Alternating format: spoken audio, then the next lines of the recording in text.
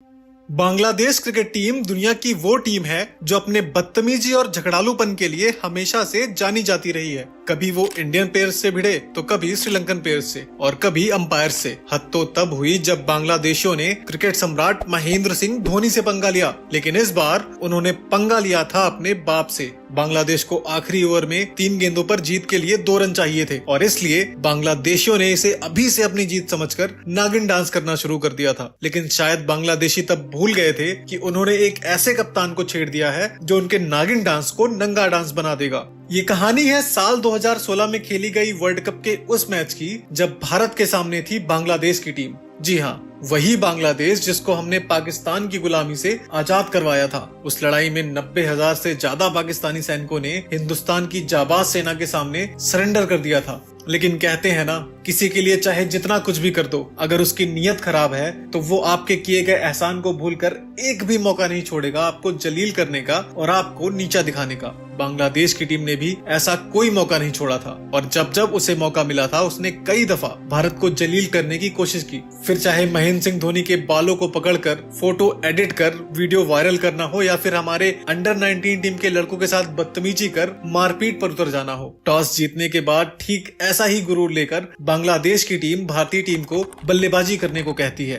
भारत की तरफ से रोहित शर्मा के साथ शिखर धवन भारतीय पारी की शुरुआत करने आते हैं, जहां शुरुआत में उन्हें काफी स्ट्रगल करते हुए देखा जाता है और बेहद धीमी शुरुआत के कारण भारत शुरू के 2 ओवर्स में सिर्फ 9 रन और अपने पहले 5 ओवर में 6 के एवरेज से भी कम मात्र 28 रन स्कोर बोर्ड पर लगा पाता है। लेकिन अगले ही ओवर में रोहित शर्मा अपना रौद्र रूप दिखाते हैं। 4 गेंदों में 13 रन बनाने के बाद 5वीं बॉल भारत के लिए झटका लेकर आती है और रोहित शर्मा छक्का मारने की कोशिश में कैच आउट हो जाते हैं। रोहित के जाने के बाद बल्लेबाजी करने आते हैं विराट कोहली और उनके साथ आती है भारत की दूसरी मुसीबत, क्योंकि अगले ही ओवर में शिखर धवन LBW आउट हो जाते हैं। बैक टू बैक 2 विकेट गिरने से बांग्लादेशियों का घमंड चरम पर आ चुका था। विराट और रैना तो भारतीय पारी को आगे बढ़ा रहे थे, पर बांग्लादेशी बॉलर्स ने इन दोनों खिलाड़ियों को बड़ा शॉट खेलने से रोक रखा था, जिसके रिजल्ट के तौर पे 10 ओवर की समाप्ति तक भारत 2 विकेट खोकर सिर्फ और सिर्फ 56 रन ही बना सका था। लेकिन 11वें ओवर से भारतीय बल्लेबाजों ने बड़े शॉट लगाने चालू कर दिए और सुरेश रैना ने इस ओवर में 2 छक्के लगाकर रन रेट बढ़ाने की कोशिश की। तभी टीम इंडिया के किंग विराट कोहली भी बांग्लादेशी बॉलर्स के शिकार बन जाते हैं और यहाँ से आते ही हार्दिक पांड्या एक गगनचुंबी छक्का लगा देते हैं और कुछ बड़े शॉट्स खेलते हैं। लेकिन तभी रैना भी आउट हो जाते हैं और भारतीय पारी लड़खड़ा जाती है।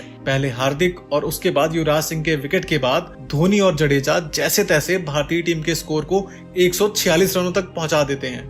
अब बांग्लादेश को इस मैच को जीतने के लिए सिर्फ 147 रनों की जरूरत थी। भारत की पारी समाप्त हुई और जब बांग्लादेशी प्लेयर मैदान से बाहर जा रहे थे उस समय उनके जश्न मनाने का अंदाज ये बयां कर रहा था जैसे उन्होंने भारत को 146 रनों पर रोककर इस मैच को जीत लिया हो। और अपने इसी घमंड के साथ बांग्लादेश की टीम 146 रनों का पीछा करने मैदान पे उतरती है। लेकिन असली कहानी अभी बाकी थी। बांग्लादेश के साथ कुछ ऐसा होने वाला था जो कई सालों तक उन्हें चुभने वाला था। बांग्लादेश ने सधी हुई शुरुआत की, लेकिन तीसरे ओवर में ही जडेजा ने मिथुन को आउट करके बांग्लादेश की उम्मीदों को उनके औकात के बराबर ला दिया। हालांकि टारगेट बहुत ही छोटा था, इसलिए भारत को इस मैच को जीतने के लिए बैक टू बैक विकेट लेने थे। लेकिन यहाँ जस्ट इसके अपोजिट हो रहा था। मिथुन के जाने के बाद शब्बीर और तमीम ने मैदान पे मानो खूंटा गाड़ दिया हो। दोनों बांग्लादेशी बल्लेबाज तेजी से रन बनाते हुए भारत को मानो इस मैच से बाहर कर देना चाहते थे। मात्र 7 ओवर में ही बांग्लादेश ने 1 विकेट खोकर 55 रन बना लिए थे। ऐसे में कप्तान महेंद्र सिंह धोनी बांग्लादेश की इस जोड़ी को तोड़ने के लिए रविंद्र जडेजा को बॉलिंग अटैक पर लाए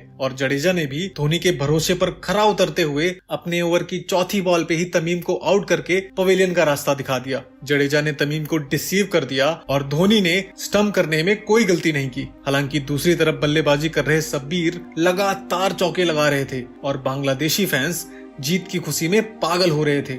इसी बीच धोनी ने अपना कंप्यूटर से भी तेज दिमाग यूज किया और रैना को बॉलिंग देते हुए वाइड बॉल डालने को कहा। उनको पता था कि शब्बीर रैना को मारने की कोशिश करेगा और धोनी ने आधे सेकंड से भी कम समय में शब्बीर को स्टंप आउट कर दिया। इस स्टंपिंग को क्रिकेट इतिहास की सबसे बेहतरीन स्टंपिंग माना जाता है। यहाँ से शाकिब और मुर्तजा ने लंबे लंबे छक्के लगाकर मैच एक तरफा बना दिया था। आलम यह हो गया था कि जो भी बल्लेबाज आता वो लंबे लंबे छक्के मारकर आउट हो जाता।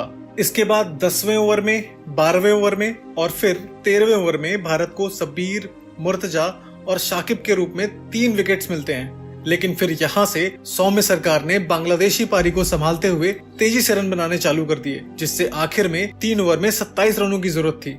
लेकिन सौम्य सरकार एक चौका लगाकर अगली ही बॉल पे आउट हो जाते हैं और बांग्लादेशी फैंस निराश हो जाते हैं। पर अगले ही पल महमूदुल्लाह ने लगातार 2 चौके लगाकर भारत की उम्मीदों पर पानी फेर दिया। अब बांग्लादेश को आखिर के 12 बॉल पे 17 रनों की जरूरत थी। वैसे तो 19वां ओवर भारत के लिए ज्यादातर मौकों पर मनहूस ही साबित हुआ है, लेकिन यहाँ बुमराह ने शानदार गेंदबाजी की और अब बांग्लादेश को आखिरी 6 बॉल पे 10 रन चाहिए थे। यहाँ से महेंद्र सिंह धोनी ने अपने जीवन का पूरा एक्सपीरियंस झोंक दिया और एक एक फील्डर को अपनी सोची समझी साजिश और रणनीति के तहत सेट कर दिया और बॉल दे दी हार्दिक पांड्या को। लेकिन पांड्या की दूसरी ही बॉल पे मुस्तफिजुर ने चौका जड़ रिक्वायर्ड रन को 4 बॉल पे 6 रनों पे ला दिया और फिर यहाँ से अगली बॉल पे एक और चौका जड़ मानो सब कुछ खत्म कर दिया हो। मुशफिकुर रहीम चौका मारते ही खुशी से नाचने लगता है। अब बांग्लादेश को इतिहास बनाने के लिए 3 गेंदों में मात्र 2 रनों की जरूरत थी और यहाँ से एक सिंगल भी मैच को ड्रॉ करवाने के लिए काफी था। यहाँ पर धोनी ने एक बार फिर से पांड्या से बात करी और फील्ड को दोबारा सेट किया और चौथी बॉल पे मुस्तफिजुर ने ठीक वही शॉट मारा जहां धोनी ने धवन को सेट करके रखा था। बॉल सीधे धवन के हाथों में जा गिरी, पर अभी भी बांग्लादेश को 2 बॉल पे ड्रॉ के लिए 1 रन और जीत के लिए 2 रन चाहिए थे। ओवर की 5वीं बॉल पर महमूदुल्लाह बड़ा शॉट खेलने गए, जहां जडेजा महमूदुल्लाह के लिए काल बनकर खड़े थे। पिछली 2 गेंद पर भारत को लगातार 2 विकेट मिलने से अब आखिरी बॉल पे बांग्लादेश को ड्रॉ के लिए 1 रन और जीत के लिए 2 रन बनाने थे। रोमांच का लेवल चरम पर आ चुका था। ऐसे में पांड्या की आखिरी गेंद बैट्समैन को बीट कर जाती है। बैट्समैन रन लेने के लिए तो दौड़ा, पर विकेट के पीछे धोनी तैयार थे। उन्होंने बॉल को थ्रो ना करके चीते वाली छलांग लगाई और बैट्समैन के क्रीज में आने से ठीक पहले गिल्लियां बिखेर दी। इस तरह से धोनी की रणनीति के कारण भारत ने यह मैच जीतकर वर्ल्ड कप में बांग्लादेश जैसी छोटी टीम से हारने का दाग अपने दामन पे लगने से बचा लिया। जो बांग्लादेशी अब से चंद बॉल पहले नागिन डांस कर रहे थे, अब उनकी आंखों में सिर्फ और सिर्फ आंसू थे और इस तरह से टीम इंडिया ने बांग्लादेशियों को सबक सिखाया कि बाप बाप होता है। इस वीडियो के लिए इतना ही।